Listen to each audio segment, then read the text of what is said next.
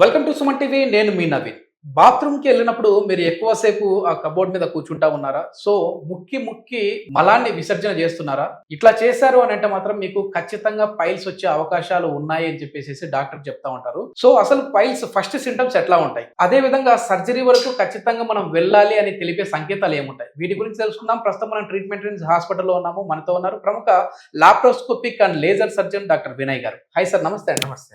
Sir, చాలా మంది బాత్రూమ్‌కి వెళ్తే ఒకప్పుడు మామూలుగా ఇది ఏంటంటే నేచర్ కాల్ అనేది అట్లా వెళ్ళి 30 నుంచి 60 సెకన్లలో కంప్లీట్ చేసుకొని రావాలంటుంటారు. కానీ ఈ మధ్య ఎవరు అట్లా చేయట్లేదు. అక్కడే ఒక 20 నిమిషాల నుంచి హాఫ్ అన్ అవర్ గడుపుతా ఉంటారు. ఎక్కువసేపు బాత్రూమ్‌లో కూర్చున్నా కూడా పైల్స్ వస్తాయండి? ఎక్కువసేపు బాత్రూమ్‌లో కూర్చున్న పైల్స్ వస్తాయా అంటే వస్తాయి. ఓకే. ఎందుకొస్తాయి అంటే మనం ఎక్కువసేపు కూర్చోవడం వల్ల మనకి కింద ఈ నడుము దగ్గర ఆ కింద భాగంలో పెల్విస్ గాని లేకపోతే అబ్డామిన్ ఈ ఏరియాలో అక్కడుండే వెయిన్స్ మీద మనకి ప్రెషర్ పెరుగుతదన్నమాట. అంటే మొక్కడం వల్ల లేకపోతే ఎక్కువ కూర్చోవడం వల్ల. సో ఇండైరెక్ట్ గా ఆ రెక్టల్ వెయిన్స్ మనకి ఈ కింద మోషన్‌కి వెళ్ళే ద్వారం దగ్గర ఆ రెక్టల్ వెయిన్స్ మీద ప్రెషర్ పడి మనకి నెక్స్ట్ పైల్స్ తయారవుతాయి. ఓకే. సో ఎక్కువ కూర్చోవడం వల్ల కూడా పైల్స్ వస్తాయి. Okay sir. ఇప్పుడు అక్కడ కూర్చున్న తర్వాత ఏదో మలద్వారం వద్ద ఒక హిచ్చింగ్ లాగా కావచ్చు, చిన్న మంటలాగా కావచ్చు, లేదంటే మనం కడుక్కునే టైంలో ఏదో చేతికి తగులుతుంది అనే ఫీలింగ్ కావచ్చు వస్తుంటది. దానంత మాత్రాన ఇది పైల్సే అని చెప్పేసి భయపడిపోవాలా? లేకపోతే దీనికంటూ ఏమైనా కొన్ని సంకేతాలు ఉంటాయా? చేతికి ఏదో తగులుతుంది, లేకపోతే నాకు మోషన్‌కి వెళ్ళే ద్వారం దగ్గర మంట వస్తుంది, లేకపోతే అంటే ఎందుకంటే సార్ ఇప్పటికే చాలా వరకు కూడా మీరు అవేర్‌నెస్ వీడియోస్ చేశారు. ఇక్కడ మంట హిచ్చింగ్ వచ్చిందంటే పైల్స్‌కి సంకేతం అని చెప్పేసి అన్నారు. అంటే ప్రతి ఒక్కటి అట్లా వచ్చినంత మాత్రాన పైల్స్‌కి దారి తీసే విధంగా ఉంటదా? అట్లా వచ్చినంత మాత్రాన పైల్స్ అని అనుకోవద్దు. ఏంటంటే ఒక 90% మీరు చెప్పిన దాన్ని బట్టి పైల్స్‌కి దారి తీస్తాయి. ఓకే. ఒక 10% మనం ఇతరత్ర కారణాలు లేదంటే ఏదన్నా ఫంగల్ ఇన్ఫెక్షన్ గానీ లేకపోతే అక్కడ హైజీన్ లేకపోవడం వల్ల కూడా మనకి ఇచ్చింగ్ అట్లా కూడా వస్తుంటది. ఓకే. కాకపోతే ఎక్కువ 90% మనకి ఈ పైల్స్ కి దారి తీసే ఛాన్సెస్ ఉంటాయి. ఈ సిమ్టమ్స్ ఉంటాయి. ఓకే. ఇంకా ప్రధానంగా ఏ సింటమ్స్ సార్? అంటే ఫస్ట్ లోనే ఇది గ్రేడ్ 1 సింటమ్ నవీన్, ఇది గ్రేడ్ 2, ఇది గ్రేడ్ 3, ఇంకా సర్జరీ ఖచ్చితంగా వీళ్ళు చేయించుకోవాలి అని చెప్పే సింటమ్స్ ఏంటండి? సిమ్టమ్స్ ఏంటంటే మనకి ఫస్ట్ ఎక్కువ శాతం మందికి ఏంటంటే ఇనిషియల్ గా మోషన్ వెళ్ళేటప్పుడు ముక్కడం వల్ల ఏమవుతుందంటే ఆ మోషన్కి వెళ్ళే ద్వారంలో మనకి చీలిక ఏర్పడుతుంది. ఏంటంటే ఫిజర్ అంటాం. ఆల్రెడీ మీరు విని ఉంటారు. మనకి దాంట్లో ఏంటంటే సో ఫిజర్ దాంతో ఏంటంటే మనకు మోషన్ వెళ్ళినప్పుడల్లా దీని మీద ప్రెషర్ పడి మనకి నొప్పి రావడం కానీ కొన్నిసార్లు 1-2 చుక్కలు రక్తం పడడము, మోషన్కి వెళ్ళినాక ఒక 3-4 గంటలు నాకు మంట వస్తుంది మోషన్ వెళ్ళినాక. ఓకే. సో ఇనిషియల్ గా మనకి ఫిజర్ వస్తుంది ఎక్కువ శాతం.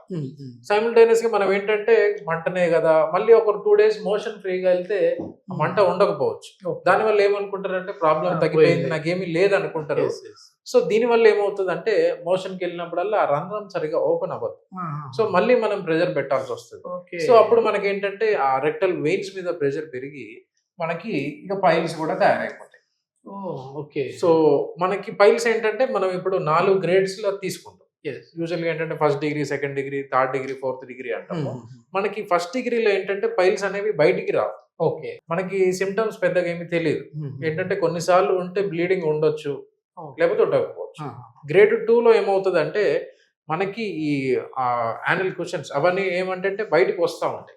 మళ్ళీ మోషన్ వెళ్ళినాక ఆటోమేటిక్ అవే లోపలికి వెళ్ళిపోతుంటాయి. దీంట్లో కూడా బ్లీడింగ్ ఉంటే ఉండొచ్చు. గ్రేడ్ 3లో ఏమవుతాయి అంటే అవి బయటకు వచ్చేసి బయటే ఉంటాయి అన్నమాట.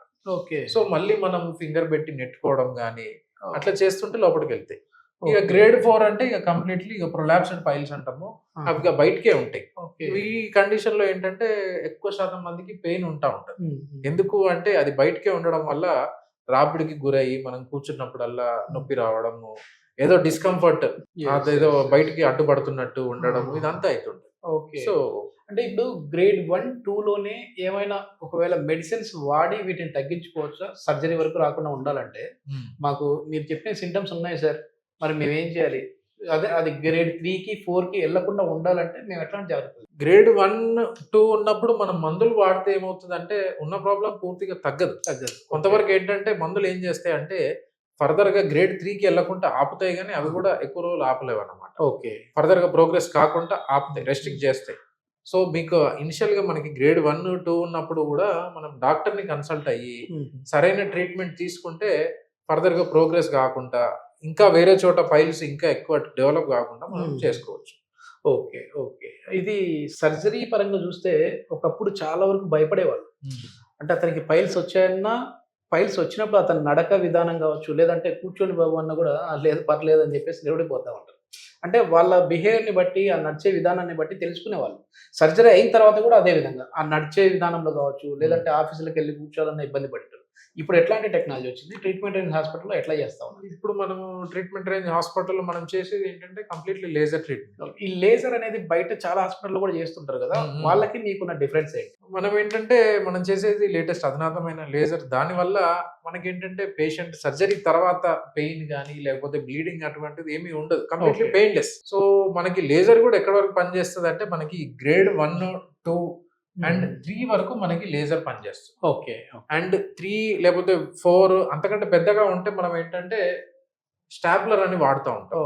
దాంట్లో ఏం చేస్తామంటే మనం ఈ లోపట ఆ ప్రొలాప్స్‌ని కొంచెం మనం కట్ చేస్తాం. ఓకే. ఓకే. సో, అది కూడా పెయిన్‌లెస్సే. ఆహా! సో, స్టాప్లర్ వాడితే మనకి ఏంటి అంటే ఫర్దర్‌గా మళ్ళీ పైల్స్ వచ్చే అవకాశాలు చాలా తక్కువ. ఓకే. సో, మనం చేసే ట్రీట్మెంట్ లేజర్ గానీ, లేకపోతే స్టాప్లర్ గానీ 2 painless procedures super. And completely day care. Okay. మామూలుగా అయితే ఈ స్టాప్లర్ అనేది బయటి దానికి మనకి డిఫరెన్స్ ఇది. స్టాప్లర్ వాడుతున్నాం. ఓకే. ఓకే. ఈ స్టాప్లర్ గురించి నేను విన్నాను సార్. అంటే కేఎస్ఆర్ స్టాప్లర్ అనేది బయట ఎక్కడ లేకుండా వరల్డ్‌లోనే మీరే రిజిస్టర్డ్‌గా ఉంది అని చెప్పేసి విన్నాను. అవును. ఈ పేటెంట్ మనదే. మనం ఓకే.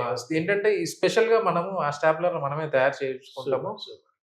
యెస్. ఇది మన నిత్య జీవితంలో మనం చేసే చిన్న చిన్న మిస్టేక్‌ల వల్లనే అంటే మనం బాత్రూమ్‌కెళ్ళి అక్కడ కూర్చొని ఏదో రీల్స్ చూసుకుంటా, వీడియోలు చూసుకుంటా కూర్చున్నారంటే కూడా దీన్ని బట్టి కూడా పైల్స్ వచ్చే విధంగా ఉంటుంది. కాబట్టి ఇట్లాంటి మిస్టేక్ చేయకుండా మీ లైఫ్ స్టైల్‌ని మార్చుకున్నారు అనంటే పైల్స్ రాకుండా ఉంటాయి. ఒకవేళ వచ్చిన తర్వాత అయినా సరే ఎక్కువ భయపడాల్సిన అవసరం లేదు. ట్రీట్మెంట్ రేంజ్ హాస్పిటల్‌లో అత్యాధునిక టెక్నాలజీతో పైల్స్ సర్జరీస్ అయితే సక్సెస్‌ఫుల్‌గా చేస్తున్నామని చెప్పేసి డాక్టర్ వినయ్ గారు చెప్తున్నారు. దీనికి సంబంధించిన ఫర్దర్ ఇన్ఫర్మేషన్ ఏదైనా కావాలంటే సార్ కాంటాక్ట్ నంబర్ ప్రొవైడ్ చేస్తున్నాం. మీరు నేరుగా వారితో మాట్లాడొచ్చు. Thank you sir.